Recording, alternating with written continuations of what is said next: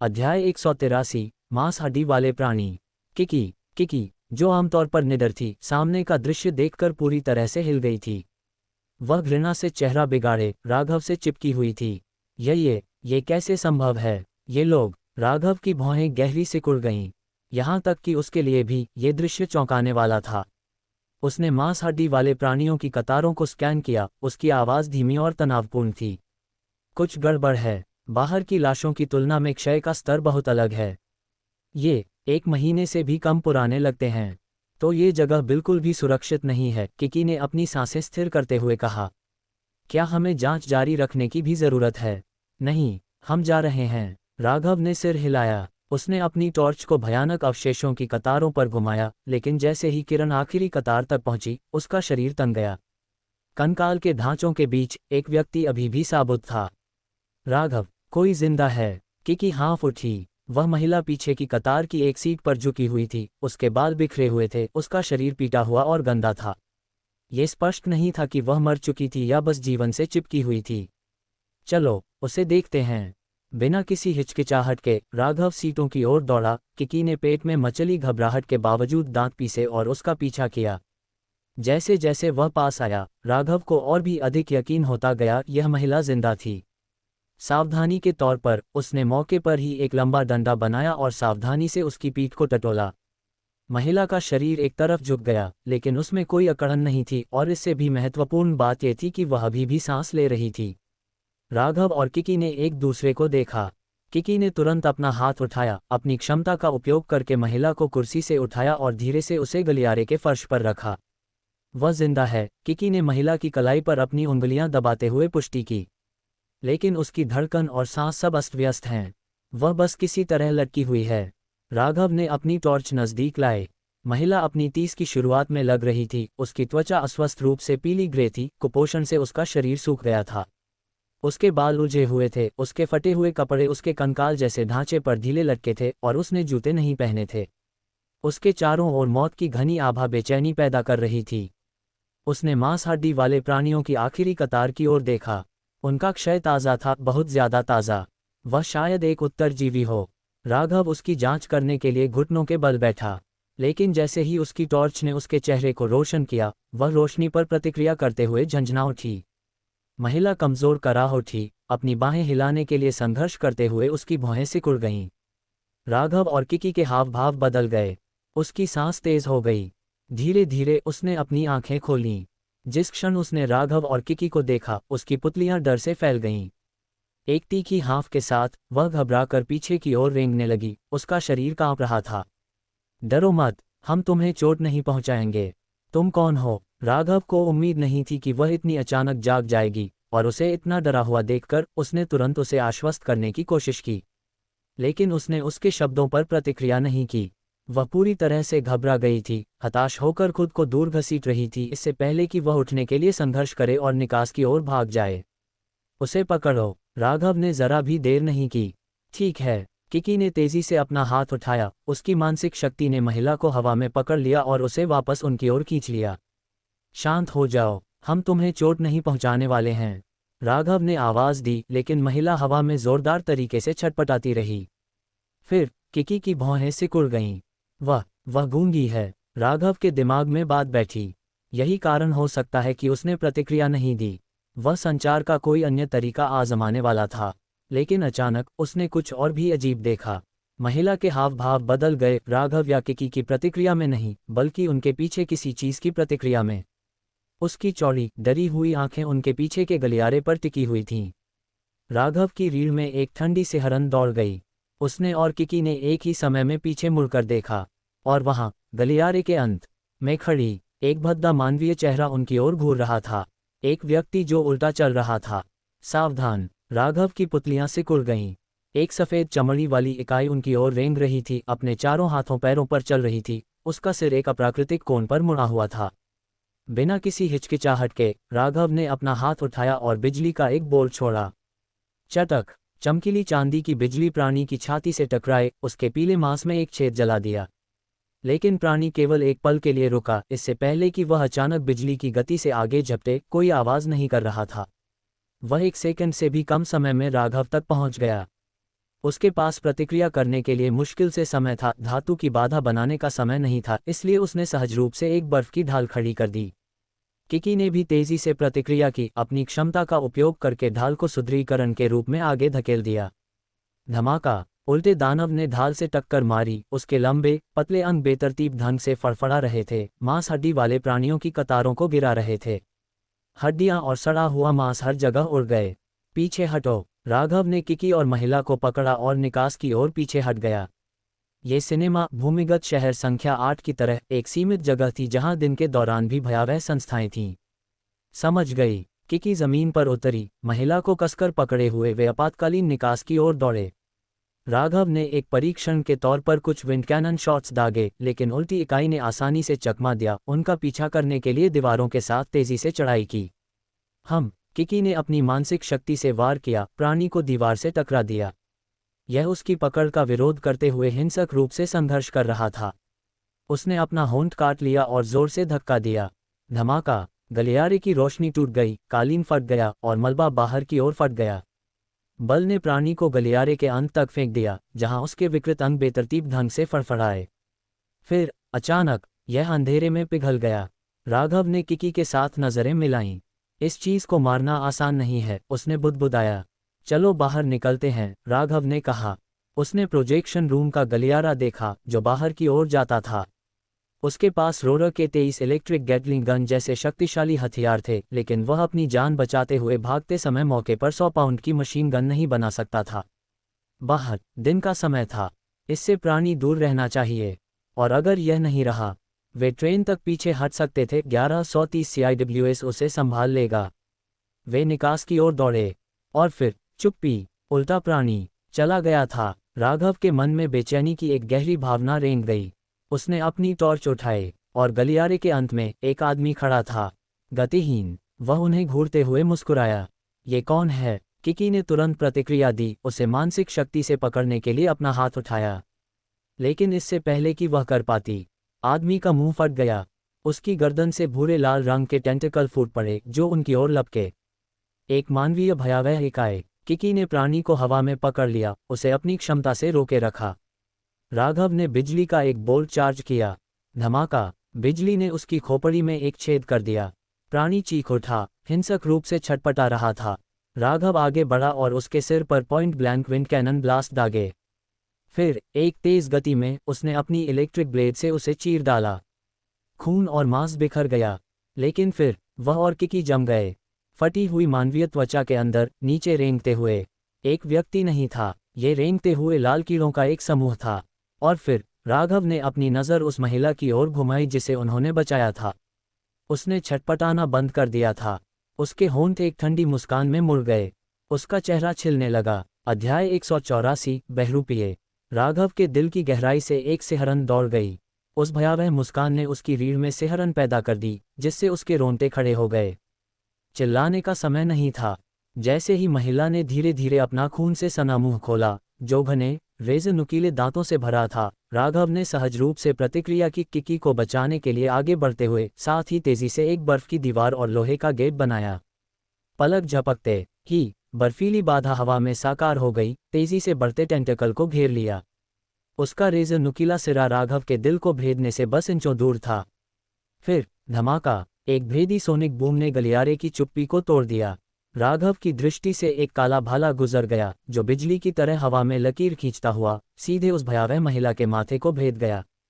न्याह! इससे पहले कि वह चीख भी पाती, वह एक कीड़े की तरह दीवार से चिपक गई। धड़ाम! काला भाला एक धातुई गुंजन के साथ कंपन कर रहा था। उसकी जबरदस्त शक्ति ने उसे प्रबलित कंक्रीट की दीवार में गहराई तक धंसा दिया। कड़क! राघव की बर्फ की दीवार और लोहे की बाधा जमीन पर आ गिरी, उनकी गूंज गलियारे में गूंज उठी। किकी हाँफ उठी। राघव से चिपकी हुई थी क्योंकि उसने सहज रूप से उसे पीछे खींच लिया था।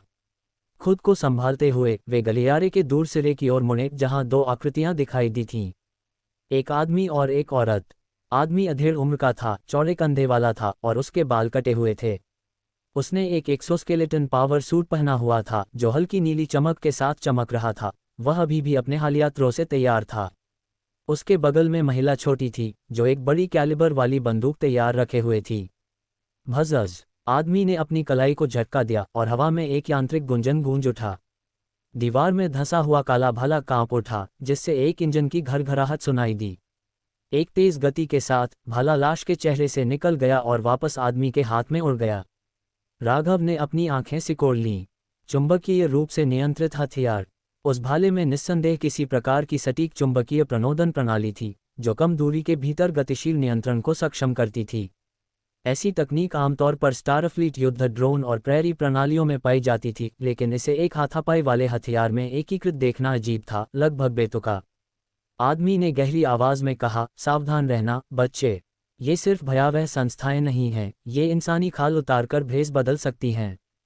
गूंगे होने के अलावा आप उन्हें अलग नहीं बता सकते। बहरूपीय। राघव ने भाले से बिंधी हुई महिला बहरूपीय को देखा, उसकी आंखों में बेचैनी झलक रही थी। आप लोग कौन हैं? इससे पहले कि आदमी जवाब दे पाता, धमाका। प्रोजेक्शन रूम का लोहे का दरवाजा मुड़ा और बाहर की ओर फट गया। एक भयानक लंबा हाथ बाहर निकला, अधेड़ उम्र के आदमी को पकड़ लिया और क्रूर बल के साथ उसे दीवार से टकरा दिया। रट्टटा। महिला ने तुरंत प्रतिक्रिया दी, अपनी राइफल उठाए और उभरे हुए विचित्र सफेद उल्टे दानव पर गोलियों की बौछार कर दी। उर्रग। दीवार से चिपके हुए आदमी का पावर कवच प्रभाव में कराह उठा, चिंगारियां उड़ने लगी क्योंकि उसने अन्यथा घातक वार को अवशोषित कर लिया। एक कराहट के साथ उसने अपना शरीर मरोड़ा, अपने भाले को पलट दिया और उसे प्राणी की मोटी चमड़ी में घुसा दिया। न्याह। दानव चिल्लाया, जबड़े चौड़े हो गए। उसने काले भाले को दूर भगाने के लिए अपने पंजे वाले हाथ को मारा। आदमी जमीन पर उतरा, तेजी से लुढ़ककर अपना हथियार वापस ले लिया और दूरी बना ली। भजस्जट। बिजली का एक शानदार चाप गलियारे में फूट पड़ा, जो प्राणी के चेहरे से टकराया। हवा में कड़कड़ाहट हुई, जली हुई मांस की तीखी गंध गलियारे में फैल गई। इलेक्ट्रोकिनेसिस, विद्युत बल। आदमी का हाव भाव बदल गया। गलियारे में गहराई में राघव दृढ़ता से खड़ा था। उसके पीछे किकी हवा में तैर गई, उसकी साइकोकिनेसिस मनोबल बढ़ गई। अपनी कलाई के एक झटके से उसने भाले से बिंधे हुए दानव को अदृश्य बल से छीन लिया और एक क्रूर गति के साथ उसके सिर को दीवार से जोर से टकराया, जोर से। कड़क। प्राणी की खोपड़ी गलियारे के आर पार घिसटी, कंक्रीट और सरिये के टूटने के साथ एक काली खून की लकीर वाला गड्ढा पीछे छोड़ गई। निया आह। एक अप्राकृतिक मोड़ के साथ सफ़ेद उल्टे दानव ने अपना सिर $360 कैरेट सर्क डॉलर घुमाया। उसके अजीबोगरीब लंबे हाथों से 10 नुकीले हड्डी के स्पाइक निकल आए, इससे पहले कि वे विपरीत दिशाओं से राघव और बख्तरबंद आदमी पर झपट पड़ें। बाहर देखो। आदमी कूदा, अपनी महिला साथी को ठीक उसी समय पकड़ा जब हड्डी के स्पाइक उनके पीछे की दीवार को चीर रहे थे। कड़क। इससे पहले कि दानव ठीक हो पाता, किकी ने अपने दांत भींचे और उसके सिर को फर्श से टकराया, जोर से। राघव। हवा में तैरते हुए किकी ने अपने दांत भींचे, संघर्षरत दानव को दबाने के लिए अपनी पूरी मानसिक शक्ति लगा दी। दबाए जाने के बावजूद सफ़ेद दानव ने अपने शरीर को मरोड़ा, बाहों को बगल में फैलाया, पंजे राघव और बख्तरबंद आदमी दोनों पर झपटे। सुनूश। एक चांदी की चमक गलियारे में दौड़ गई। उसके बाद तीव्र वायु दाब की लहर आई। सफ़ेद दानव की कमर पर अचानक एक खुला क्षैतिज कटाव दिखाई दिया। पलटाव। राघव अपनी GK-03 इलेक्ट्रिक ब्लेड पकड़े हुए उतरा। सीमित जगह ने कौशल की गति को प्रतिबंधित कर दिया था, लेकिन उसने अभी भी सीधा वार किया था। फिर भी, इससे पहले कि वह अपनी सांस पकड़ पाता, प्राणी के कमर के घाव से खून नहीं निकला। इसके बजाय असंख्य काले टेंटिकल फिसलकर बाहर निकले, सीधे राघव की ओर झपटे। फवूश। अचानक एक झोंका गुजरा। एक इंजन की यांत्रिक गुंजन तेज हो गई। अधेड़ उम्र का आदमी आगे बढ़ा, हाथ में काला भाला बिजली की गड़गड़ाहट की तरह टेंटिकल के ढेर में कूद गया। क्षणक। भाले ने सफ़ेद दानव की खोपड़ी को भेद दिया, उसे फर्श में गहराई तक धंसा दिया। फिर भी प्राणी अभी भी फड़क रहा था। आदमी की आंखें बर्फ जैसी ठंडी हो गईं। उसने भाले को मरोड़ा। घरर। भाले का सिरा फैल गया, एक रेजर नुकीले छाते के आकार में बदल गया। इससे पहले कि वह खिलते हुए फूल की तरह फट जाए। धमाका। दानव का सिर उड़ गया, काला खून दीवारों पर फैल गया। पंजे बीच में ही जम गए, इससे पहले कि वे जमीन पर गिर पड़ें, गतिहीन। Half half. 4 उत्तरजीवी चुपचाप खड़े थे, लाश को घूर रहे थे, उनकी सांसें भारी थीं। श्लक। एक तेज खिंचाव के साथ आदमी ने अपना भाला वापस लिया, छाते के ब्लेड को वापस लेने से पहले खून को झाड़ दिया। काले धुएं का एक गुबार हवा में घुल गया। हाँ, आदमी ने बुदबुदाया, वह पक्के तौर पर मर चुका है। फिर लापरवाही से वह नीचे झुका, लाश के अवशेषों से एक लेवल 2 भयावह रक्त क्रिस्टल निकाला और उसे जेब में रख लिया। वह राघव की ओर मुड़ा। इलेक्ट्रोकिनेसिस, साइकोकिनेसिस, बुरा नहीं है, लगता है मैंने तुम दोनों को कमा का। हाथ बढ़ाते हुए उसने अपना परिचय दिया। अरब, डिम्पल, किंग कॉन्ग कॉनॉय, राघव। राघव ने बढ़ाए गए हाथ को मिलाया, उसकी नज़र अरब के पावर कवच पर टिकी रही। वह टीआरपी चौथी पीढ़ी का विशेष औद्योगिक एक्सोस्केलेटन था, अविश्वसनीय रूप से महंगा। सैन्य मॉडलों के विपरीत इसने अत्यधिक बिजली उत्पादन और कई विस्तार स्लॉट का दावा किया। अरब का सूट युद्ध के लिए भारी रूप से संशोधित किया गया था, जिससे यह और भी घातक हो गया था। अरे, किकी की आवाज़ ने उन्हें उनके विचारों से बाहर निकाला। वह पैर पटकती हुई आई, घूर रही थी। तुमने बिना पूछे ही वह क्रिस्टल जेब में रख लिया। अरब ने बमुश्किल उसे देखा। इसके बजाय वह गिरे हुए बहरूपियों के पास गया। अपना भाला छाता उठाते हुए उसने उनकी छाती को भेदा, इससे पहले कि वह अंदर से 2 रेंगते हुए सफ़ेद पूंछ वाले परजीवियों को निकालता। बिना एक शब्द कहे उसने राघव की ओर 2 कांच की शीशियां फेंकीं। अभी तुम्हारी जान बचाए, इन 2 परजीवियों के साथ मैं एक क्रिस्टल ले लूंगा, सही लगता है ना? अध्याय 185, अस्थि कृमि। अरे, ये चीज़ क्या है? राघव ने भौहें सिकोड़ लीं, कांच की शीशी को ऊपर उठाते हुए। अंदर छोटा परजीवी कमजोरी से रेंग रहा था, उसकी हरकतें धीमी थीं। यह अस्थि कृमि है, महिला डिम्पल आखिरकार बोली। नाम की चिंता मत करो, जरूरी यह है कि हमें ये चीज़ें उन बहरूपियों की रीढ़ की हड्डियों के अंदर मिलीं। इसे अपने पास रखने से वे हमला नहीं कर पाते। राघव ने उन दोनों को देखा। क्या आप लोग यहाँ लंबे समय से हैं? अरब ने अपने जूते से सफ़ेद उल्टे दानव की लाश को कुरेदते हुए कहा, वास्तव में नहीं, लगभग 1 सप्ताह से। तुम्हारी तरह ही हमें भी रात के बीच में भयावह संस्थाओं ने यहाँ भगा दिया। पूरा 1 हफ्ता, इतनी खतरनाक जगह पर? किकी ने पूछा, उसके चेहरे पर संदेह था। डिम्पल कुछ कहने ही वाली थी कि अरब ने उसे काट दिया। चलो बाहर बात करते हैं। ये जगह शापित है, कौन जानता है कि अंधेरे में और क्या छिपा है। इतना कहकर उसने अपना भाला झटका और आपातकालीन निकास की ओर बढ़ गया। राघव और किकी ने एक दूसरे को देखा और फिर उसके पीछे हो लिए। एक जोरदार लात से अरब ने सिनेमा का अग्निशमन निकास खोल दिया। वे चारों बाहर निकले, खून की बदबू अभी भी उनके कपड़ों से चिपकी हुई थी। पहले हुई लड़ाई खतरनाक थी, भयावह संस्थाएं हमेशा अप्रत्याशित होती थीं। अपने मानवीय रूप के बावजूद वह प्राणी राघव द्वारा लड़े गए सबसे तेज चीज़ों में से एक था। उसके लंबे अंग मकड़ी की तरह चलते थे, पलक झपकते ही दूरी कम कर देते थे। एक सामान्य व्यक्ति को चीरफाड़ होने से पहले प्रतिक्रिया करने का समय भी नहीं मिल पाता। दोपहर का सूरज अंधा कर रहा था, जिससे वे सड़क पर कदम रखते ही आंखें सिकुड़ने लगे। सिनेमा के पीछे एक पर्वतीय ऑफ रोड वाहन खड़ा था, भारी बख्तरबंद, ऐसा लग रहा था जैसे राघव के आने के बाद उसे चलाया गया हो। क्या तुम लोग किसी काफिले के साथ हो? राघव ने वाहन पर मोटी प्लेटिंग को देखते हुए पूछा। हमने अपना खुद का अस्थायी आश्रय स्थापित किया है, अरब ने एक आकस्मिक मुस्कान के साथ जवाब दिया। तुम्हें बताने की ज़रूरत नहीं है कि कहाँ। तुम्हारी ट्रेन दूसरी ओर, उसे चूकना मुश्किल है। हमने तुम्हें कल रात आते ही देख लिया था। रात होने के बाद शहर में प्रवेश न करना एक समझदारी भरा कदम था। लगता है तुम्हारे पास कुछ असली नेतृत्व कौशल है, किकी ने बीच में टोक दिया। रुको, तो तुम लोग नहीं थे जो कल रात शहर को रोशन कर रहे थे? डिम्पल ने उपहास किया। बिल्कुल नहीं, तुम्हें लगता है कि कोई सामान्य व्यक्ति ऐसा करेगा? वह कुछ देर झिझकी, फिर बोली, वे बहरूपिये थे, और रात में वे सिर्फ इमारतों को रोशन करने से ज्यादा करते हैं। उसकी आवाज़ धीमी हो गई, जैसे वह और कुछ कहने को तैयार नहीं थी। राघव ने अपने हाथ में परजीवी की शीशी का वजन महसूस किया, उसके हाव भाव विचारशील थे। क्या मुझे बता सकते हो कि तुम्हें कैसे पता चला कि ये चीज़ें काम करती हैं? अरब की आंखें थोड़ी गहरी हो गईं। अरे बच्चे, तुम स्मार्ट हो, क्या मुझे सच में तुम्हें सब कुछ खोलकर बताने की ज़रूरत है? किकी ने एक अतिरंजित ओह टिल्डक किया और मुस्कुराए। तो तुम लोग यहाँ पूरे 1 हफ्ते से इसलिए रुके हो क्योंकि तुम पहले से ही जानते हो कि यह शहर काली रात की संस्थाओं को क्यों रोकता है ना? उनमें से किसी ने भी कुछ नहीं कहा, लेकिन जवाब स्पष्ट था। उनका लक्ष्य राघव के समान ही था। वे अपनी भागने की कोशिश में किसी अजीब चीज़ पर ठोकर खा चुके थे, और किसी भी समझदार व्यक्ति की तरह वे ये पता लगाने की कोशिश कर रहे थे कि ऐसा क्यों है। बाहर के घातक भयावह दृश्यों की तुलना में ये शहर कम से कम स्थिर था। कोई भीड़ दंगे नहीं, कोई भयावह झुंड सड़कों पर नहीं घूम रहा था। अरब ने अब इसे छिपाने की जहमत नहीं उठाई। उसने सपाट रूप से कहा, तुम बहुत गहराई तक मत जाना। अगर तुम जा सकते हो तो चले जाओ। तुमने देखा कि वे बहरूपीय कितने खतरनाक हैं और अंधेरे में चीजें छिपी हुई हैं। अगर तुम रुकने पर जोर देते हो तो उन अस्थि कृमियों को अपने पास रखो। हमने यह मुश्किल तरीके से सीखते हुए कई साथियों को खो दिया। बहरूपीय। राघव सोच में पड़ गया। उन्होंने जिनसे लड़ाई की वे खाल पहनने वाले राक्षस वास्तव में भयानक थे।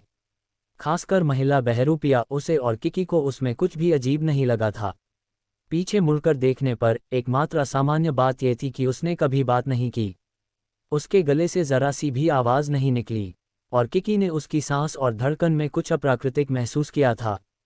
अब यह स्पष्ट था, वह बिल्कुल भी दिल की धड़कन नहीं थी। तो तुम लोग जा रहे हो? राघव ने पूछा जब अरब बख्तरबंद वाहन में चढ़ गया। अरब ने उसे देर तक देखा, फिर आखिरकार बोला, सुनो बच्चे, मैं जानता हूं कि तुम क्या सोच रहे हो। तुम्हें लगता है कि इस शहर में कुछ ऐसा है जो काली रात की संस्थाओं को दूर रखता है। ठीक है, मैं तुम्हें अभी बताता हूं, ऐसा नहीं है। लेकिन मैं ये भी जानता हूं कि तुम मुझ पर विश्वास नहीं करोगे। उसने शहर के किनारे पर स्थित रासायनिक संयंत्र की ओर इशारा किया। अगर तुम इतने उत्सुक हो तो जाकर उस जगह की जांच करो। लेकिन यह मत कहना कि मैंने तुम्हें चेतावनी नहीं दी, वह नरक की तरह खतरनाक है। इतना कहकर उसने डिम्पल को इशारा किया। ऑफ रोड वाहन का इंजन जोर से गूंज उठा। कुछ ही पलों बाद वह कोने के चारों ओर गायब हो गया। किकी ने आह भरी। तो वे ही नहीं थे जो शहर को रोशन कर रहे थे। वे मोमबत्तियां वास्तव में अजीब थीं। फिर उसके मन में एक नया सवाल उभरा, लेकिन रुको, वह संदेश रिस्पॉन्डर पर किसने भेजा था? और हमारे आने से पहले ट्रैक जंक्शन किसने बदला था?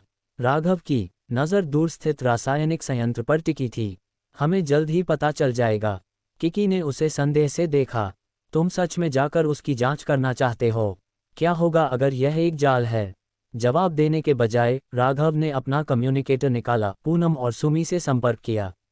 उसने बहरूपियों के बारे में सब कुछ बताया और सुमी और राज को उनसे मिलने का आदेश दिया। मूल रूप से वह और किकी पहले से ही रासायनिक संयंत्र की जांच करने की योजना बना चुके थे। लेकिन किंग कॉन्ग कॉनॉय का अचानक दिखना और बहरूपिये ने राघव को और अधिक सतर्क कर दिया था।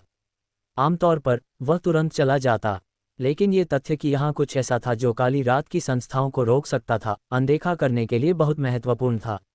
राघव ने अपनी मोटरसाइकिल की ओर चलते हुए बुदबुदाया, हम उनके शब्दों को आंख बंद करके स्वीकार नहीं कर सकते। ओह, तो तुमने भी ध्यान दिया? किकी ने पूछा। राघव का हावभाव गंभीर हो गया। क्या वे सच में हमें बचाने के लिए ही आए थे? कांच की शीशियों को ऊपर उठाते हुए उसने अस्थि कृमियों को रेंगते हुए देखा। अगर ये चीजें बहरूपियों को हमला करने से रोकती हैं, उद्धरण चिन्ह ... तो इसका मतलब है कि वे उस कारण की तलाश कर रहे हैं या पहले ही पा चुके हैं कि यह शहर भयावह संस्थाओं को क्यों रोकता है। राघव ने मोटरसाइकिल शुरू की, किकी को पीछे बैठने का इशारा किया। कोई भी ऐसी चीज की जांच करने से खुद को नहीं रोक सकता। इस शहर में निश्चित रूप से एक रहस्य है, लेकिन हम सावधान रहेंगे। पहले ड्रोन को भेजते हैं। किकी मुस्कुराए। ये हुई न बात, मैं भी यही सोच रही थी। उसने अपनी बाहें उसकी कमर के चारों ओर लपेट लीं। ठीक है ड्राइवर, चलो चलें। मोटरसाइकिल जोर से गूंज उठी, रासायनिक संयंत्र की ओर तेजी से बढ़ती हुई। शहर के क्लॉक टावर के ऊपर एक युवक दूरबीन से उन्हें देख रहा था। जैसे ही मोटरसाइकिल दूर भागी, उसने अपनी वॉकी टॉकी में बुदबुदाया, भाई अरब, लगता है वे रासायनिक संयंत्र की ओर बढ़ रहे हैं। यह इस सप्ताह का चौथा समूह है।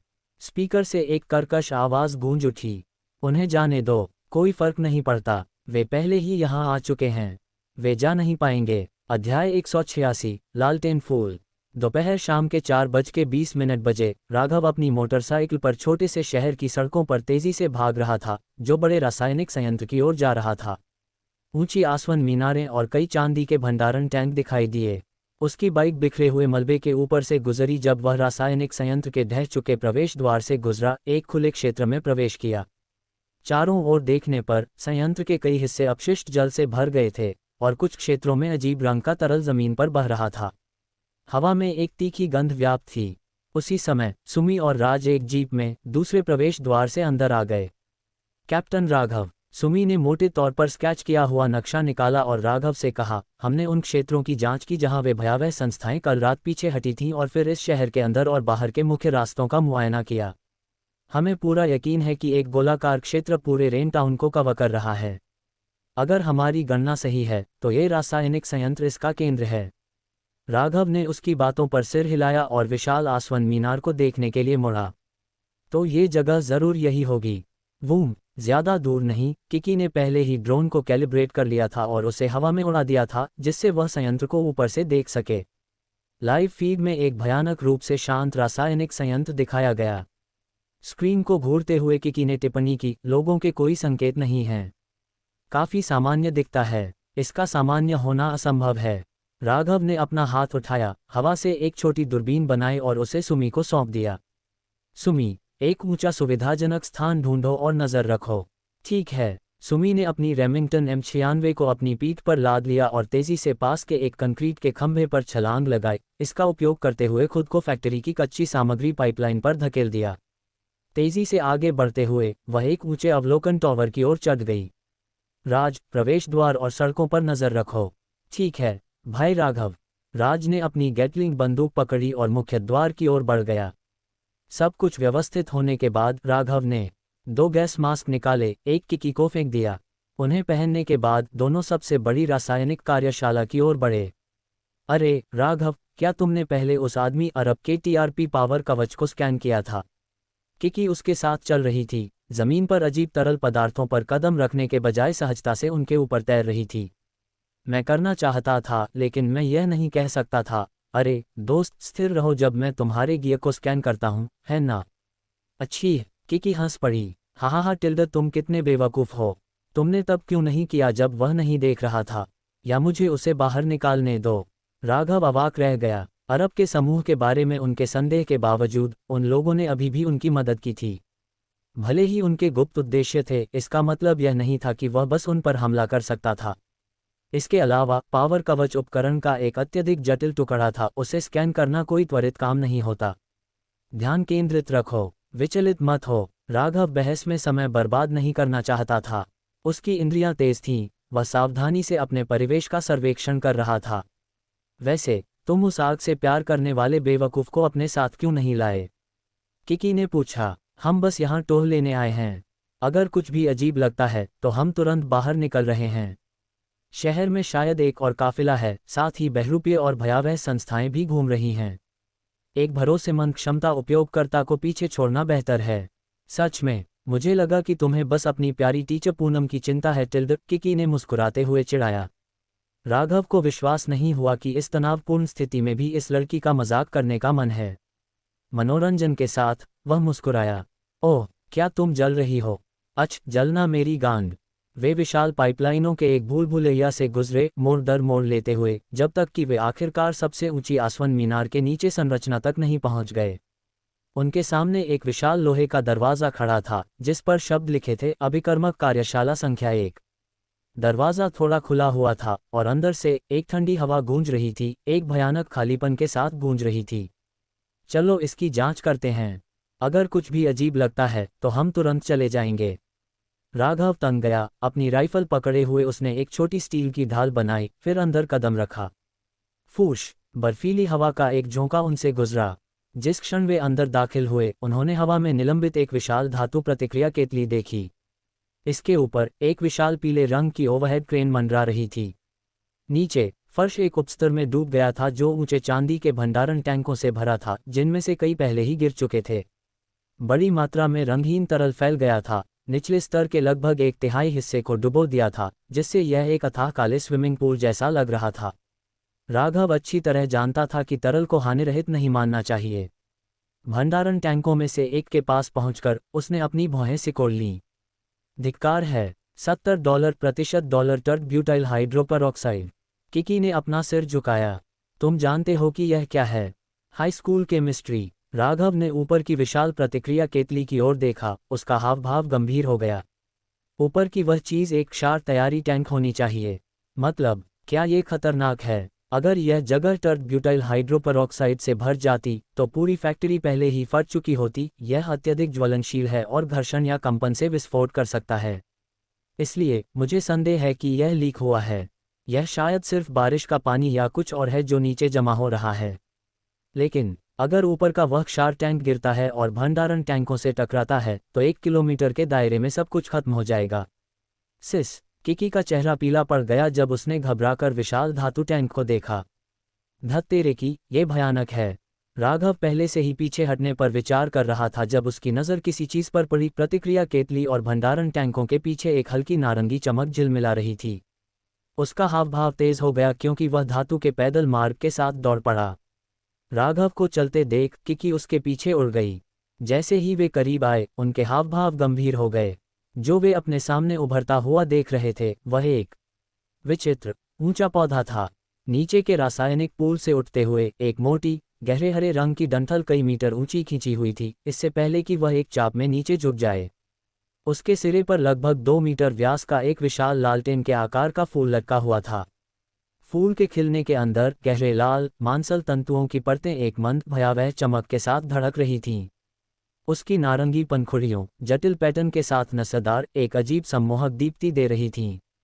यह विशाल पौधा ऊंचे धातु टैंकों के बीच रासायनिक अपशिष्ट के एक पूल में उग रहा था, पूरी तरह से अप्राकृतिक था। वाह, ये तो एक बड़ा सा फूल है। किकी की आंखें आश्चर्य से चौड़ी हो गईं। क्या ये हमारे नरक के काले गुलदाउदी जैसा हो सकता है? एक रक्त विपत्ति वनस्पति, ब्लड स्कर्ज फ्लोरा। राघव ने सांस अंदर खींची। मैं भी यही सोच रहा था, लेकिन वह फूल पर टिक गया, उसकी लाल नारंगी चमक के अप्राकृतिक स्पंदन से परेशान था। ये लगभग एक भयावह उपस्थिति दे रहा था। इससे भी ज्यादा, यह उस तरह से जीवित महसूस हो रहा था जिस तरह से पौधों को नहीं होना चाहिए। लेकिन क्या यह एक पौधे जैसा दिखता है? लेकिन यह नहीं भी है। उन दोनों को एक ही भयानक सनसनी हुई कि चमक लयबद्ध रूप से झिलमिला रही थी। और लालटेन फूल खुद सूक्ष्म रूप से ऊपर और नीचे उठ रहा था, जैसे कि वह सांस ले रहा था। किकी का चेहरा पीला पड़ गया जब उसने बुदबुदाया, रुको, क्या ये फूल? राघव को लगा जैसे उसकी त्वचा रेंग रही है। उसकी गर्दन के पीछे के बाल खड़े हो गए। उस क्षण उसके बैकपैक से एक हल्की खनखनाहट की आवाज़ आई। उसका दिल डूब गया क्योंकि उसने तुरंत पहचान लिया कि यह क्या था। बिना किसी हिचकिचाहट के उसने बैग की जिप खोली, एक धातु का क्लैंप बनाया और 2 कांच की शीशियां बाहर निकाली, इससे पहले कि वह उन्हें जमीन पर फेंक दे। खनखनाहट, शीशियां टूट गईं और 2 सफ़ेद परजीवी बाहर गिरे, गतिहीन पड़े थे, लगभग मरे हुए। क्या हुआ? किकी ने पूछा। राघव का हाव भाव गहरा हो गया। इस जगह में कुछ गंभीर रूप से गड़बड़ है।